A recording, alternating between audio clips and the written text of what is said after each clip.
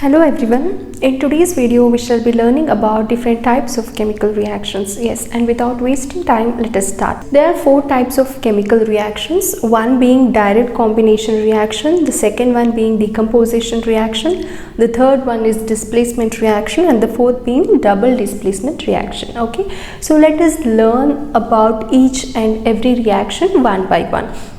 Okay, let's start with direct combination reaction.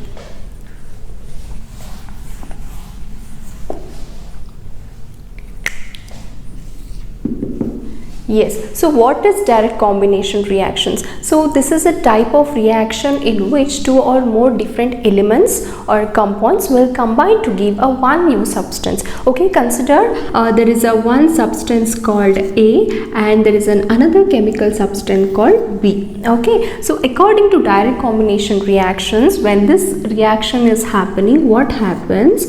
This A, B will combine together to form a one single product. Okay, so this type of chemical reaction we call it as a direct combination reaction. So this A and B could be element or element and compound or compound and compound. So this A and B could be element or element will combine together to form a compound, or A could be compound and B could be one element and it both will combine together to form one compound.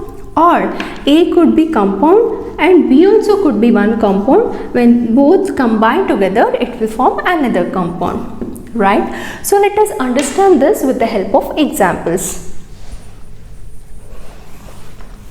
The first example was A could be one element. So consider a carbon and B could be another element. So oxygen is also one element, right? So when both will combine together, it will form CO2, right, which is a compound. The second was A could be one compound, right, carbon monoxide. It's a combination of two different elements, which is carbon and oxygen. So this is one compound. So A could be one compound and B can be one element, so which is oxygen again. So when these both will combine together, it will form a CO2 again, but you have to balance it.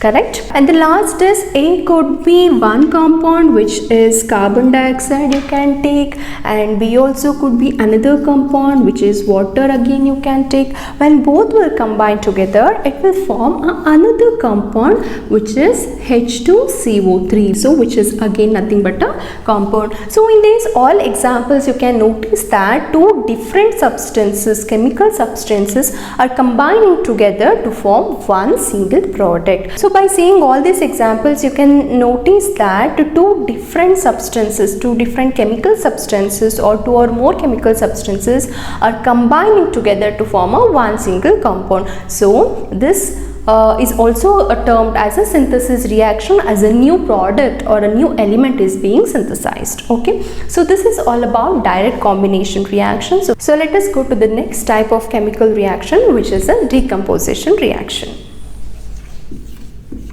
So coming to the definition of decomposition reaction, decomposition reaction is a chemical reaction in which a chemical substance will decompose into two or more simpler substances. Fine. So let us consider AB as a one compound or a one chemical substance. According to the definition, what happens? This chemical substance is going to decompose to form A and B.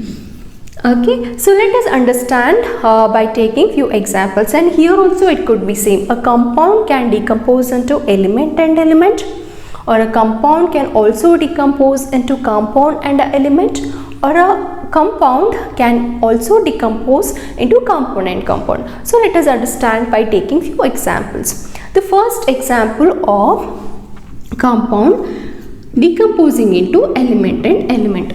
So consider HgO, which will decompose into form mercury, Hg and O2. So here you could see HgO is a compound which is going to decompose into elemental form, which is Hg, mercury and oxygen. This is not balanced, like you have to balance it. Fine.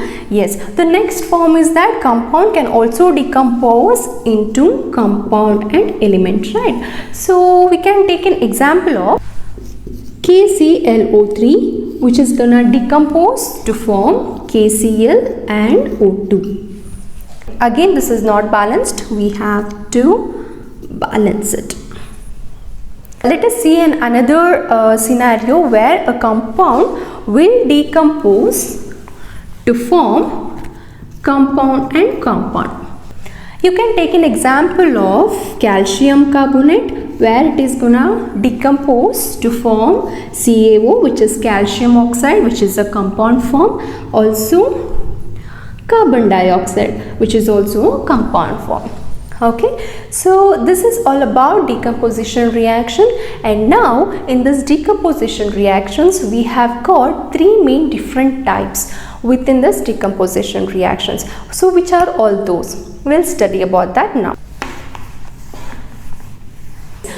In decomposition reaction itself, we have got three different types. So one being thermal decomposition, or you can even call it as thermal dissociation reaction, and the second one is electrolytic decomposition, and the third one is photochemical decomposition. Okay, so now let us understand what exactly this means. So now coming to the thermal decomposition, what exactly it is? Thermal always refers to what? Heat. So if decomposition reaction is happening on supply of heat to that chemical reaction, we call it as a thermal dissociation. Okay, so in turn you can call that, if a decomposition reaction is brought about by heat, you can call that as a thermal dissociation or thermal decomposition reaction. Okay, so let us understand that. So NH4Cl, which is ammonium chloride, will decompose into ammonia and HCl upon supply of 3000 degrees Celsius.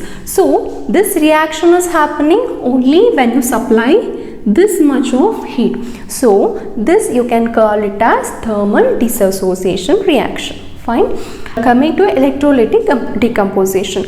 So electrolytic decomposition means if a decomposition reaction is brought about by the passage of electric current, that reaction or that kind of decomposition you can call it as electrolytic decomposition. So let us consider one example. So what happens when you supply electric current to this water? It will decompose into its own constituents of hydrogen and oxygen. This happens on passage of electric current. Okay, so this kind of reaction you can call it as a electrolytic decomposition reaction. And the last type of decomposition reaction is photochemical decomposition. So the name itself is indicating that photo always refers to what? Light, right? So if a decomposition reaction is happening in the presence of sunlight, you can term it as a photochemical decomposition. Okay, so you can consider an example of photosynthesis for a photochemical decomposition, because that is also a chemical reaction which happens only in the presence of sunlight, right? So this is all about decomposition reaction. So now let us learn about the third type of chemical reaction, which is a displacement reaction. Displacement reaction. Coming to the definition of displacement reaction, so this is a chemical reaction in which an element will displace another element from its compound. Okay, so let us consider there is a substance called, or a chemical substance called A, or an element you can consider, and there is another compound or a chemical substance called BC. Okay, so according to the definition of displacement, what happens? The chemical substance or an element A is gonna displace B from its compound BC. So what is the product you will be obtaining?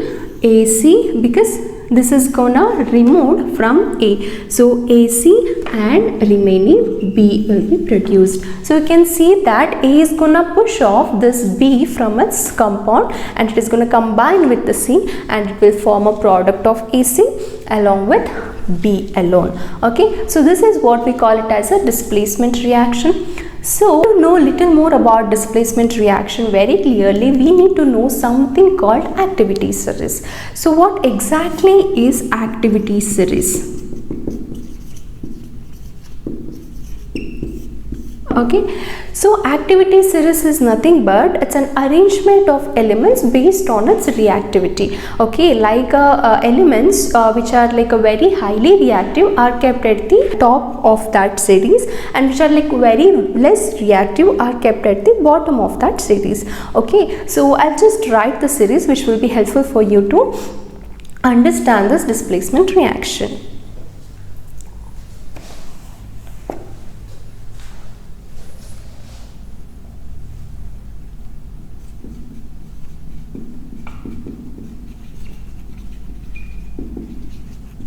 This is how the activity series looks like. You can see that potassium, sodium, calcium, magnesium, aluminium, zinc, like that we have arranged the elements based on its reactivity. So here you can tell that the potassium is very highly reactive than sodium, and sodium is highly reactive than calcium, and calcium is highly reactive than magnesium. Like that it goes on, and the less reactive element is kept at the bottom of the series. Okay, why I am telling this? Because it is decides whether that particular reaction is going to happen or not. Okay, so now let us understand by taking few examples. So consider zinc in place of A and here copper sulfate. According to definition, what happens? The zinc is gonna displace or push off this copper from its compound, and it is gonna combine with the sulfate. So what will be the product?